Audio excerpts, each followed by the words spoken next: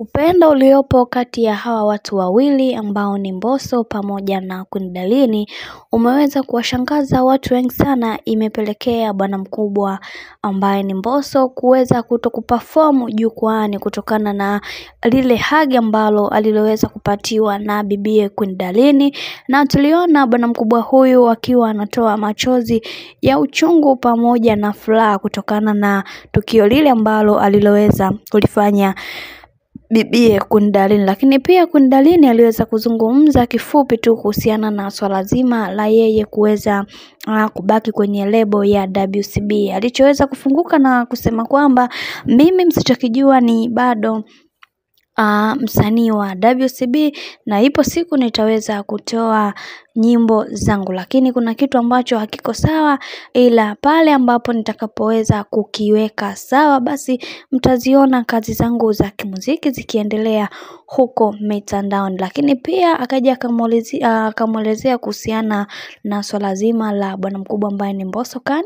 Pia aliweza kufunguka kwamba Mbosso ni kijana ambaye mvumilivu, pia tuliweza kupitia kwenye shida na raha kwenye swala zima la kutafuta tonge, na hichi kitu ndicho kinachomfanya mpaka bwana mkubwa huyu ambaye ni Mbosso kuweza kutoa machozi, kwa sababu anakumbuka vile vitu ambavyo tulivyoweza kupitia hasa za hapa na pale.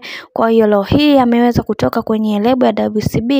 Anasema kwa upande wake ni alhamdulillah, kwa sababu ni kitu ambacho alichokuwa anatamani kutoka kwa muda mrefu, kwa sababu mnajua watu wengi kuweza kukaa kwenye lebo ya mtu, yani unakuwa unakontroliwa na mtu, hichi kitu sio kizuri, kwa sababu kama umeweza kupata show ya kuweza kulipwa mabilioni ya pesa au milioni ya pesa, lazima uweze kukatiwa 60% iweze kwenda kwa boss na 40% iwe ya kwa kuweza. Sasa unajikuta unakuwa unamfaidisha bosi kuliko wewe mwenyewe. Sasa yeye baada kutoka kwenye mikono ya bwana mkubwa ambaye ni Diamond Platnumz ambaye kwenye lebo ya WCB, sasa kwa upande wake anaona ni kama maajabu hivi, kwa nini imekuwa hivi, na ndio maana anatoa machozi na akiweza kukumbuka kuhusiana na lile swala zima la nyumba ambazo tulizokuwa tunapitia mambo mengi, kwa linazidi kumuumiza zaidi, na huenda akawa anafurahia na hichi kitu,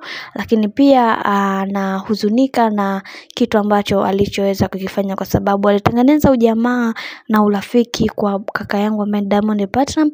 Lakini pia huyu Mbosso ni mtu mwema, ana busara, ana heshima pia, kama alivyoweza kuzungumza kaka yangu Diamond Platnumz, na ndivyo ninavyotoa na mimi naweza kuongezea hapo kuwa huyu Mbosso ni mtu ambaye wa kitofauti kidogo, na ndio maana hata alipoweza kutoka WCB hakuweza kutozwa kiasi chochote kile cha pesa, na ndio maana hata kakaangu anamsupport katika kazi zake tofauti nje tu ya kimuziki. Lakini pia kama mnavyomjua Diamond Platnumz, akiona mtu anakuzingua basi anakutolea mbavuni, anakutolea kushoto, hana time na wewe. Bana, basi hayo ndo maneno ambayo aliweza kufunguka bibie huyu ambaye ni Queen Darleen.